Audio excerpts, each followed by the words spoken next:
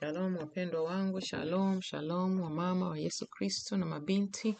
Shalom, shalom, shalom wote mnaofuatilia maneno machache ambayo Bwana Yesu anatupatia katika siku hizi za mwisho kutusaidia katika safari. Tuishi katika ushindi, tuepuke mitego ya mwovu shetani, tuishi maisha ya kumheshimisha Yesu Kristo. Wakati tunasubiria kustahili, wakati tunapambania kustahili kuingia paradiso, inatakiwa tuwe na hekima, tuongeze maarifa, tuongeze neno la Mungu kwenye akili zetu, tuishi kwa unyenyekevu, tuishi kwa hekima. Sisemi sisi ni hatukosei, tuna wakati tunakosea kabisa. Tunahitaji tuishi maisha ya toba na rehema na utakaso. Mpendo wangu, leo ina neno ambalo limekaa nami siku 2, 3, 4 na zaidi kidogo. Wamama tuliookoka, tunaotunza utakatifu. Tuwe makini sana. Tuwe makini kwamba maandiko yanatafsiriwa kwa namna na maandiko ni sahihi, hajakosea. Lakini katika hayo maandiko kutafsiriwa, tukumbuke sisi tuna nafasi ya kusimamia ili watoto wetu, nyumba zetu zikienda mrama, zikipata changamoto, isiwe ni kwa sababu sisi hatujasimamia nafasi yetu sawa sawa. Isiwe ni kwa sababu sisi hatujasimama na Yesu Kristo vizuri, wapendwa wangu. Kwa sababu nimekuja kugundua shetani ana ujanja wa hapa na pale. Mwanamama uliyeokoka, sio umeokoka tu kufuata fashion, kufurahisha ndugu zako, kufurahisha rafiki zako. Umeokoka ili upambane ufike mbinguni. Soma maandiko kwa bidii uyaelewe. Omba sana, tunza sana utakatifu, ili uweze kusimama vile tumepewa majukumu ya kulea watoto wetu. Watoto wetu tuliopewa, hatukuambiwa tubague. Lea wa kike tu, wa kiume acha. Tunawalea wote kwa ile neema Mungu anayotupatia na hekima Bwana Yesu anayotupatia. Hapa ninazungumza nini? Maneno ya kuzungumza na watoto wetu wanaokuwa wanafikia umri wa kuoa. Ukisema wewe mwanamke asijaruhusiwa kufundisha mwanaume, mimi sina mamlaka. Unasubiri mchungaji aje akulelee mtoto, akushaurie mtoto, akushaurie kijana wako. Mama, utakuja kujua maswali magumu mbele ya Mungu. Wacha mchungaji afanye nafasi yake. Na anayo nafasi kubwa na muhimu sana. Lakini kuna maneno ambayo usipomfundisha kijana wako wakati anakuwa, mama, utahukumiwa mbele za Mungu na kuhakikishia. Tunaenda kwa hatua. Mama mwenzangu, nimekuja kuangalia wewe kijana wako usipomfundisha umuhimu wa kuokoka, hata kama ni mzito kubeba wokovu, hata kama ni mzito kufuata njia ya wokovu, hata kama ni mbishi, kiburi, tabia mbaya zimeshamuingia, wewe asikie tu sauti yako unamwambia, mwanangu, kuokoka ni muhimu. Ninayokuambia mimi, sisemi kwamba mimi ndio nimekamilika 100% eti ndio nawaambia wenzangu. Hiyo changamoto ninayo kwa sababu mimi nimemjua Yesu Kristo vizuri nikiwa umri umeenda. Sasa ninawasihi kina mama ambao watoto zenu ni wadogo. Anza mapema. Mwanadamu ni mwili, roho na nafsi. Mwili, roho na nafsi. Cha muhimu ni roho. Roho ikikaa vizuri, nafsi itakaa vizuri. Nafsi ikikaa vizuri, itazuia roho isichafuliwe. Mtoto wako wa kiume, nazungumzia hapa watoto wetu wa kiume. Wa kike ni nyepesi, tuko nao jikoni, tunaenda nao shamba, tunaenda nao huku na kule, tunaongea nao mambo mengi. Wa kiume, ninaona kitu ambacho adui shetani anafanya siku hizi za mwisho. Anajua mwanaume ana mamlaka kwenye mbele za Bwana, ana mamlaka kwa familia, ana mamlaka kwenye nchi, ana mamlaka kila mahali. Shetani anashusha mamlaka ya vijana wetu wa kiume. Wasimshike Yesu Kristo vizuri. Wakishafanya hivyo, anajua anawayumbisha anavyotaka. Vijana wetu anawawekea kwamba wafuatilie, wakimbize pesa, wakimbize maisha, niwe na gari, niwe na hiki, niwe na kile. Sio vitu vibaya, lakini wanamweka Yesu kama ni ziada huko pembeni, wanapunguza mamlaka yao. Mtoto wako mfundishe vitu vya kimsingi. Hasikia elewi, virudie asikie. Mwanangu we, ninakueleza siku nikiwa sipo. Ujue Mungu anataka hivi na hivi na hivi. Ujue mbingu ipo, jehanamu ipo. Ujue njia ya wokovu ni hii. Ujue kuwa na mamlaka ili mtu wa shetani asije akatesa watoto wako ni hii. Mwanamama wewe, epuka lawama na Yesu Kristo. Fundisha watoto wako. Ongea kama vile rekodi ambayo zile za zamani tulikuwa baba zetu wanaweka zile rekodi, inajirudia rudia. Wafundishe watoto wa vijana wako kwamba ulimwengu wa roho ni wa kweli na unatawala ulimwengu wa nyama. Maandiko yapo kadhaa. Haya maandiko yanatusaidia. Tukiwashirikisha vijana wetu, watajua mama alisemaga hivi, mama alisemaga hivi. Uambie kuhusu kitabu cha Mwanzo. Mstari wa pili, sura ya 2 mstari wa 7, kwamba Mungu, inazungumzia jinsi Mungu ambavyo aliumba mwanadamu kutoka kwenye udongo, kampumulia pumzi yenye uhai. Umwambie yeye duniani hapa ana mamlaka fulani dhidi ya uovu na shetani anachofanya. Umwambie yeye ile ajenge hali yake ya kubeba uwepo wa Kristo ndani yake, shetani asimpelekeshe. Shetani akimpelekesha akamchafua na dhambi, itapunguza mamlaka yake, authority yake kwenye mambo mengi, maisha yake binafsi na baadaye maisha ya watoto wake na maisha ya ndoa yake. Dhambi, mwambie dhambi ni ya kuchukia na ni ya kudharau. Dhambi sio ya kuizoea. Dhambi ni ya kutubu na kuikimbia. Ninaona shetani anachofanya, anawapunguza ujasiri vijana wetu mapema sana. Tayari siasa inawavuruga watoto wetu. Siasa na mambo ya dunia yanawapunguza sana ujasiri. Uchumi umekuwa uchumi, maisha yamekuwa maisha. Mpaka kijana kuweza kupata ujasiri wa kupambana, inataka uwe umempika vizuri, umemjenga vizuri. Mtahadharishe kijana wako asipomshika Yesu Kristo vizuri. Shetani atatawala maisha yake, atavuruga maisha yake njia moja na nyingine. Akimshika Yesu Kristo nusu, kwamba yeye anaenda kanisani tu, mradi aonekane ameenda kanisani, lakini hana uhusiano na Yesu Kristo, yeye ni mwepesi sana shetani kumtoa nje ya njia. Vijana wetu wajue kila mtu anasubiri, kila mwanadamu anasubiri wakati wa Bwana. Tunawaombea na sisi tuishi miaka mingi, tulee wajukuu, tunaombea na wao waishi muda mrefu, lakini kila ukiwa, nina maandiko hapa yako kadhaa. Mwenye kuhitaji naweza nikachukua nikakurushia. Mrushie kijana wako. Unachomfundisha unaweza kaona kinaingia sikio hili, kinatokea sikio hili. Maanake kina mama tunaombea sana watoto wetu. Tunaombea sana vijana wetu. Lakini Roho Mungu ananiambia mnaomba sana, lakini mnapungukiwa na neno. Mlee mwanao katika njia ipasayo. Yani wanawake tumenyamazishwa midomo. Wengine tunaona kazi ya kulea ni ya baba yake, kazi ya kulea ni ya mchungaji. Wewe acha ujinga mama mwenzangu, acha kukosa hekima. Kuna mambo ambayo wewe utamwambia mtoto wako wa kiume, atasikia, atakumbuka. Ni vizuri ataambiwa, atarudia mengine kwa baba yao, wajomba zao, wana nafasi yao. Umeshaona wanaume siku hizi wana changamoto. Wapo wamesimama vizuri na Yesu, wapo wanaotunza utakatifu, lakini wana changamoto. Kuna mambo ambayo wewe utayaona kwa kijana wako ukiyazungumza, sio kama ambavyo baba yake atayaona, sio kama ambavyo mjomba wake atayaona. Na wewe simama, fanya nafasi yako na waombee wao neema ya kufanya nafasi yao pia. Unakuta kijana anaingia kuoa, maisha anayajua ni ya kwenye YouTube na kwenye WhatsApp na Facebook. Haya maisha uhalisia, nafasi yake kwenye nyumba ni nini? Unakuta kijana anaoa, anachaguaje kwanza yule mchumba, anafuata sana kanuni za kimwili tu.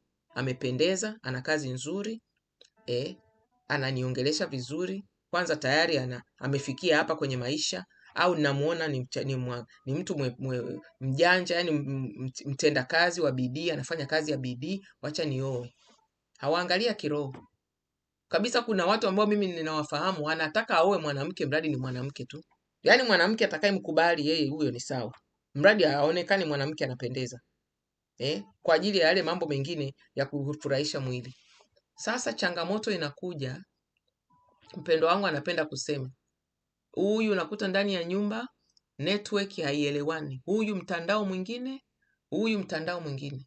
Yaani huyu habari za Yesu alikuwa kanisani anaenda tu, binti wa watu, na yeye kama ndio vizuri, kijana wako ameokoka ni vizuri, ataoa binti ameokoka. Lakini epuka, mpendwa wangu, kijana wako ameoa, yeye yuko mwepesi, yani yeye wokovu hajauchukulia kwa makini, aoe binti wa watu, anatunza utakatifu 100%. Wewe utakuwa una kijana ambaye machozi ya yule dada yatalaani wajukuu zako na yatalaani kijana wako. Ndio maana usidanganywe na mtu eti ni mwanamke siwezi kumwambia chochote. Wewe acha hiyo. Acha hiyo kukosa hekima. Acha kukabidhi shetani avuruge kijana wako. Fundishe vizuri. Ampende Mungu. Amuogope Mungu. Asiwe mvivu. Vijana wetu wa siku hizi hawaoni aibu kutunzwa na mwanamke. Hawaoni aibu, hawana shida. Hawataki kujiangaisha. Wanataka vitu vizuri, lakini hawataki kuchafua mikono, hawataki kuhangaika. Huyo asiwe kijana wako. Na kama una kijana wako ameshikwa kwa njia hiyo, usichoke mama mwenzangu. Usichoke mama. Si ndio maana tumepewa magoti? Ndio maana tuko makundi ya maombi.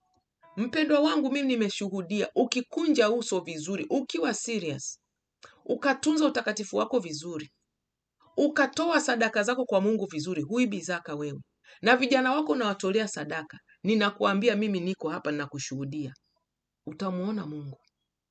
Mama mwenzangu, kuwa serious na vijana wako. Wewe usidanganywe. Wengine dini zinawadanganya tu kwamba wewe ukifanya hivi na hivi tu inatosha. Dini ambazo hazifati Biblia. Fanya vitu ambavyo unashika andiko, unamwambia Mungu, umesema hivi na hivi na hivi na hivi. Anayekutolea zaka. Kuna ushuhuda hapo juzi. Kuna mahali pa kazi kwa mtu fulani, mama mwenzetu, muda uliisha ghafla, lakini yule mama kwa sababu alikuwa anajua faida ya kutokumuibia Mungu, zaka anatoa na anasikia sauti ya Mungu. Hatoi kwa miemuko, hatoi kwa kuonekana, kwa kufurahisha watu. Anatoa sadaka ziada baada ya pale Mungu anavyomwelekeza. Mungu alimpigania. Kazi ya kwanza iliisha Ijumaa, Jumatatu alianza kazi nyingine. Sio kwamba yeye ana uwezo sana, sio kwamba yeye ana wa kiroho sana, lakini Mungu alijua huyu ninamwamini. Nikimpitishia mikononi mwake namwamini. Kina mama unaona wenye watoto wao wanakuwa wachungaji, wanashuhuda, wanajua kufunga kibwebwe, anapigania watoto magotini kwenye maombi, lakini akiongea na kijana wake anamwambia Mungu, nipe hekima. Nipe hekima nikiongea na huyu kijana wangu, maneno ambayo yanaanza yana mshiko yakae, naombea ufahamu wake. Kina mama tusimame vizuri, shetani anataka kuchezea kizazi chetu.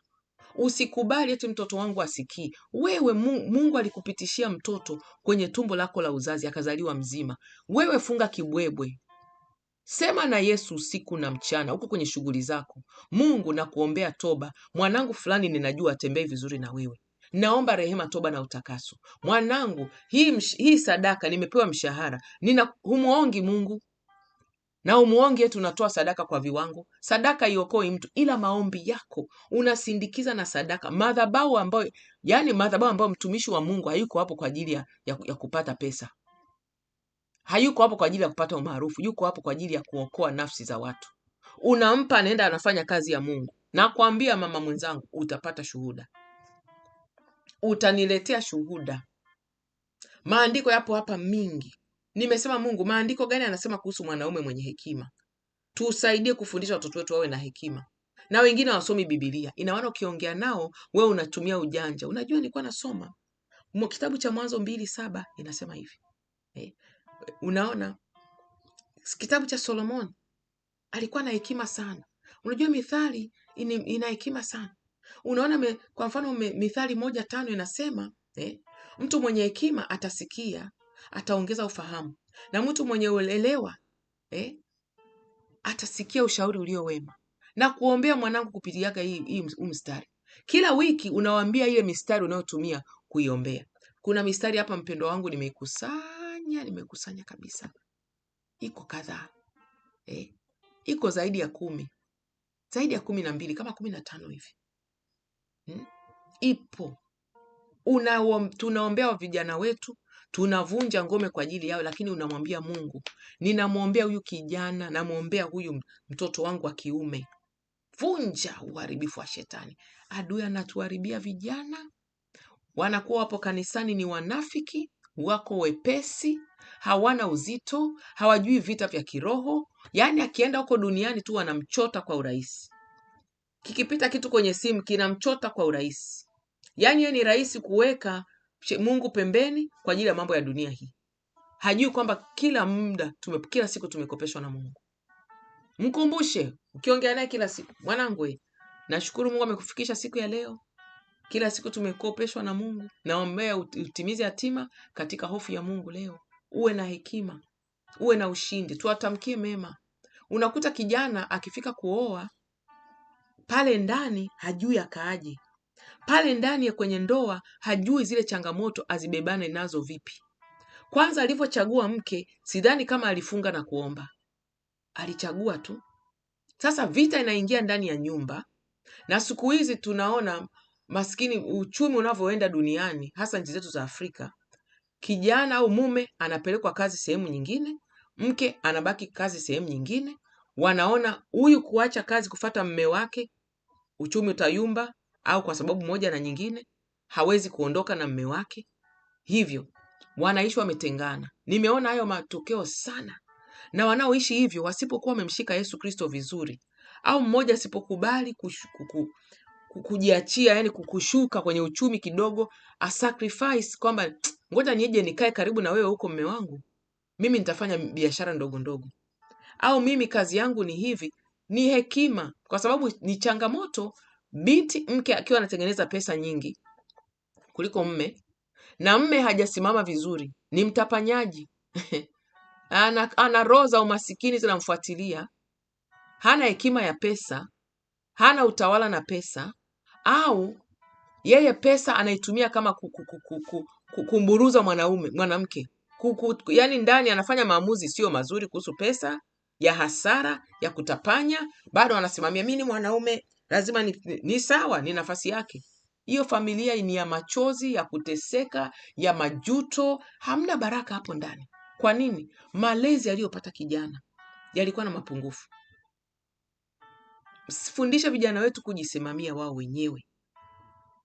Mke akileta, haleluya. Mke akiwa nacho, haleluya. Yule mke naye anakuwa, tuombee waoe wenye hofu ya Mungu, anajua ninachopata mimi na kipeleka pamoja, tunapanga pamoja. Lakini kitokea sivyo, anakuwa moyoni mwake anapambana na jinsi maisha yanavyoenda. Maisha walioitiwa wanaume siku hizi za mwisho ni maisha tofauti, ni maisha yanataka ujasiri, hekima ya Mungu, neema ya tofauti. Kina mama ninasema na sisi, kwa sababu wasi wametuambia tusihubirie wanaume tusihubirie vijana. Sasa mimi nawahubiria nyinyi, kahubiria watoto wenu. Mimi ninaongea na vijana wangu na ninaowalea, wanaojua mimi ni mama yao. Ninaongea nao na ninawaombea kwa mzigo, kwa sababu nimeona adui anachokifanya. Ninakiona kidogo kwa upeo mdogo niliopewa. Tuombe na tuwafundishe wawe imara katika Yesu Kristo. Kijana ukimfundisha akawa imara katika wokovu, akaupokea vizuri kwa utakatifu, akajua nafasi yake kwenye nyumba, yeye sio kukalia tu kumuonea mwanamke, kumtumia mwanamume mke vibaya. Mwanamke amtumikie, amletee mshahara, yeye anapanga tu bila kumshirikisha mke wake. Yule mwanamke atanungunika. Hakuna baraka hapo, nakwambia. Hakuna kabisa. Akimuonea binti za watu wanatoka machozi, yeye hajali, amekauka tu. Huyo ni kijana aliyokosa hekima, anacheza na Mungu huyo. Kuna siku Mungu atachoka. Kama huyo binti kaokoka vizuri, Mungu atachoka, Mungu atafanya maamuzi magumu. Angalau labda hiyo nyumba ikae sawa yamkini. Angalau labda huyo kijana au basi aokoke, apate hekima ya Mungu. Lakini kuna watu ambao hekima ya Mungu haitaki. Ni kijana, yeye ni msomi, ni mjuaji, kila kitu. Binti za watu wanalia machozi kwa sababu ya vijana. Kwa nini? Malezi, ubinafsi, uzembe, ujinga, uvivu, kujiachia kwenye unajisi. Hawajui kwamba shetani anashusha mamlaka yao. Vijana wajua wanapojiachia kwenye unajisi, wanaangalia kwenye mitandao nini, huyo mwanaume hana mamlaka, huyo kijana hana mamlaka ya kuomba shetani akaachia nyumba yake. Ni mpaka atakapotunza utakatifu, akashika neno la Mungu likamjaa ndani yake, anaweza akatamka. Ninajua kuna vijana wetu tunawalea, kuna ambao wanasimama wanatamka na mambo yanatokea. Sikwambia hawana changamoto, wanazo, lakini wanajua Mungu wao wanaomtumikia, hawayumbishwi, hawana compromise, hafanyi kujichanganya na mambo ya Mungu. Saa ya maombi ni ya maombi, saa ya ibada ni ya ibada, saa ya neno ni ya neno, na saa ya kazi ni anachapa kazi. Yeye anachoomba, Mungu nipe hekima, ninavukaje hapa kiuchumi, hapa ninavukaje? Na ninajua atazidi kuwaongezea hekima, na hatua kwa hatua kwa hatua. Ni neno hili nimepewa baada ya kuona vijana wetu kwa maeneo mbalimbali, waliookoka wanayumbishwa na adui, wanapelekeshwa kweli, ambao hawajaokoka na wao wanapelekeshwa. Tuwaombee na wachungaji wetu pia, wana kazi ya kuwalea vijana wa siku za leo. Tuwaombee neema ya kuwafundisha ya wapasayo vijana wetu kusimama. Lakini mwisho wa siku, kwani kijana akipigwa huko mwizi, wanasemaga baba yake anayetoka analia, msiniulie mwanangu, ni nani? Ni mama mtu. Wewe nikwambie, mabinti wa mama wenzangu ambao mmeshateseka kwenye ndoa, mmenyanyasika rohoni, unasema huyu akulelewaga vizuri. Huyu amelelewaje? Mbona hana huruma? Mbona ni mkatili? Mbona anadharau? Mbona yuko hivi? Kuna tabia za kiroho, za kimwilini na za kirohoni. Wewe ukiona tu umeolewa na kijana anavua nguo zote, akiamka, akitoka kazini anavua soksi anatupa huko, shati anatupa huko, hii anatupa huko, akienda kutumia kuoga anaacha nguo huko, zote za ndani na za nje anaacha huko. Wewe rohoni utasema hapa nina kazi hapa. Rohoni utasema malezi. Ndio vijana wetu tuwafundishe. Fundisha mtoto wako wa kiume kuhusu madhabahu, anaelewa, mfundishe mpaka ataelewa. Mwambie kila unachokifanya unatengeneza madhabahu, unaharibu madhabahu yako mwenyewe. Uko mbali na Mungu, unaona Mungu sio wewe, madhabahu yako iko open kwa shetani kuifanya anachotaka. Fundisha hiyo hekima kijana wako. Wapo wanaoelewa na wanamkanyaga shetani vizuri tu, wanapambana na shetani uso kwa uso. Kijana anakuambia, mimi mama nikija kuoa nyumba yangu shetani hata ichezea, sitakubali. Huyo ni kijana ameshajitambua. Wapo. Kwa nini asiwe kijana wangu mimi na wewe? Haleluya. Leo nina neno jinsi lilivyokuja, Roho wa Mungu ananiambia tu nifundishe tu vijana wetu. Nifundishe vijana wetu kupitia kina mama wenzangu. Kwa maana mimi nikisema hili somo ni la vijana, hamna hata sikiliza wengi. Wanaotufuata sisi wanafuata utakatifu na wanafuata maandiko. Mimi nifundishe mama wenzangu. Ombea sana vijana wako mama. Maandiko yako mengi kweli kweli. Yako kama 15. Ukimwambia Mithali 1:7, hofu ya Mungu ndio mwanzo wa hekima na ufahamu, lakini wapumbavu wanadharau hekima na maelezo. Mwambie, mwanangu, na kuombea ili isiwe fungu lako. Shika andiko kila wiki, unachukua maandiko 2 matatu, unahakisha ukiongea naye ni hicho, ukiongea naye ni hii, ukiongea na mwambie, mtumia haya maandiko. Mwambie, mwanangu, wiki hii vijana wangu nawaombea haya maandiko haya natumia haya kuwaombea. Wewe omba tu, matokeo sio juu yako, matokeo ni kazi ya Bwana. Omba. Ila leo hapa kuna kitu nimeomba, tuombee wachungaji wetu, tuombee wanaume wetu kwenye mafamilia, tuombee kizazi chetu cha watoto wa kiume, tuwaombee mama mwenzangu. Binti, ombea kaka zako, wajomba zako, mama zako, baba zako wadogo, wakwe zako, waombee. Baba zako wakubwa, waombee kwa mzigo, waombee. Umwambie, wiki hii sisi kina mama tunaombea haya maandiko yako hapa, nitayarusha. Mwenye kuyahitaji nitawarushia. Kuna kundi letu la maombi la kina mama, kuna kundi letu lingine, kuna kundi la Jesus Reigns, nitawarushia. Tafuta wewe Google Bible verses kuhusu wise men. Zitakuja maandiko hayo. Unachukua unabadilisha yanakuwa kwa Kiswahili, hivi vitabu unarushia watu. Fanya kazi ya Mungu.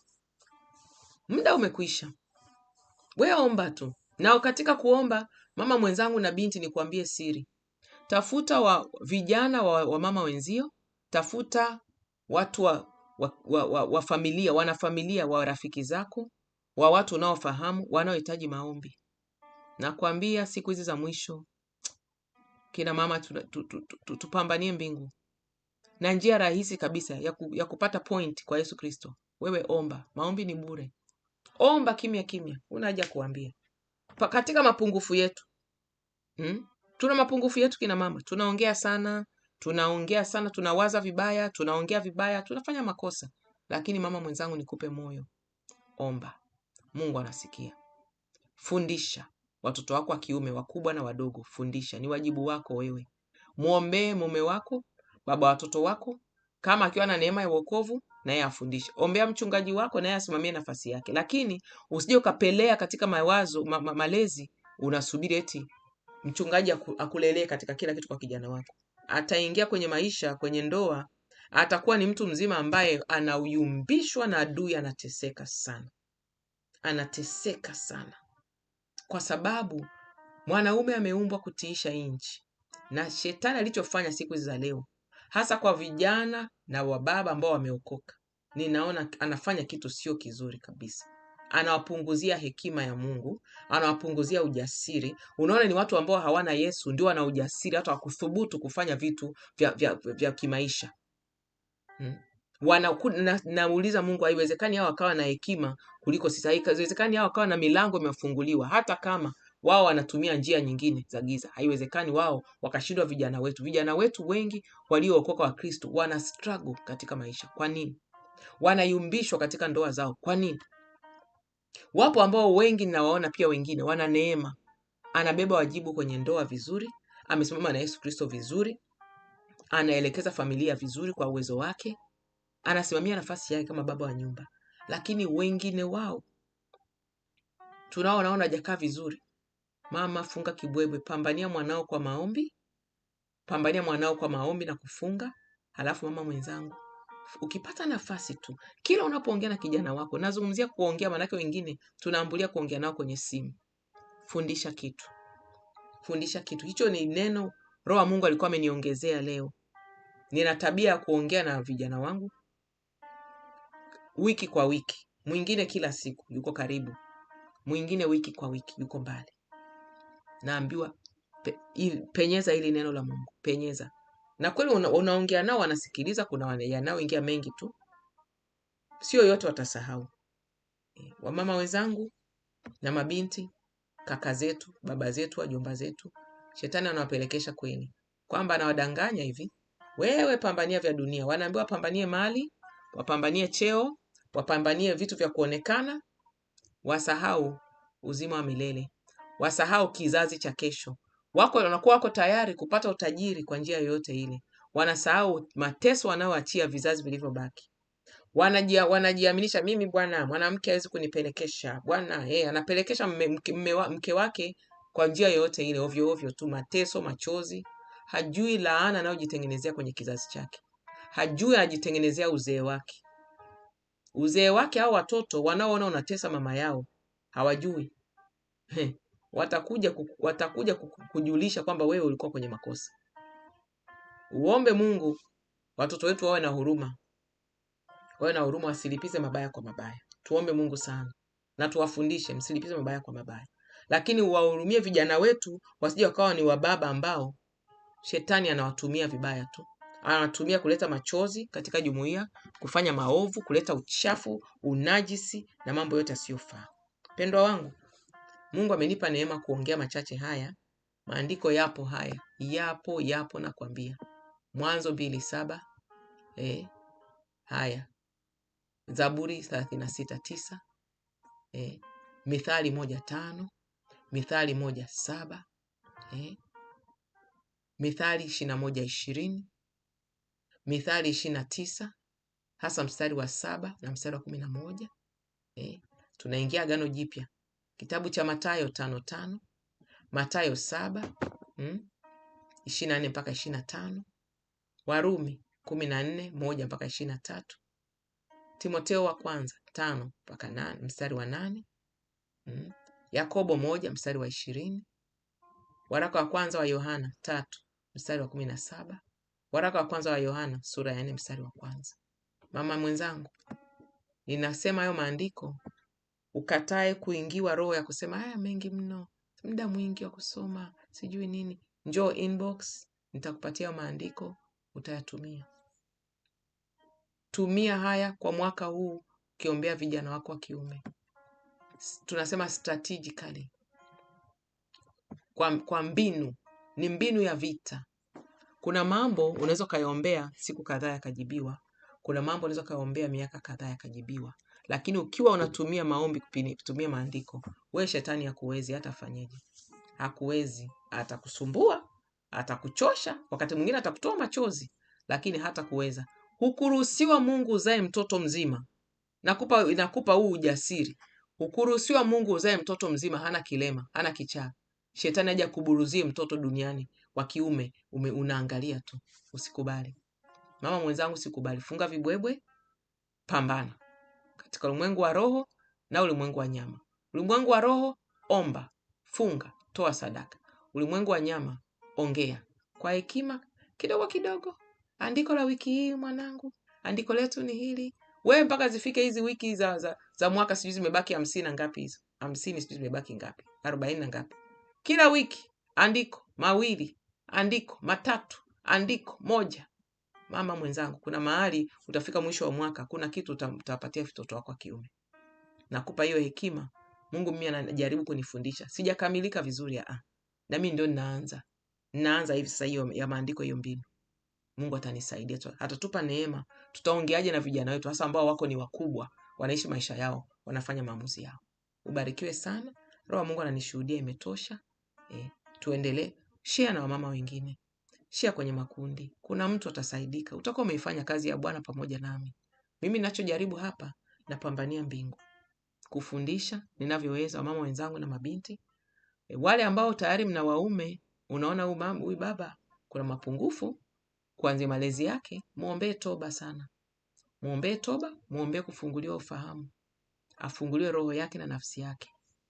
Sidhani kama kuna vijana hawa na wababa wenye ndoa wanapenda kutesa familia zao, kuuliza machozi wa wake zao. Sidhani.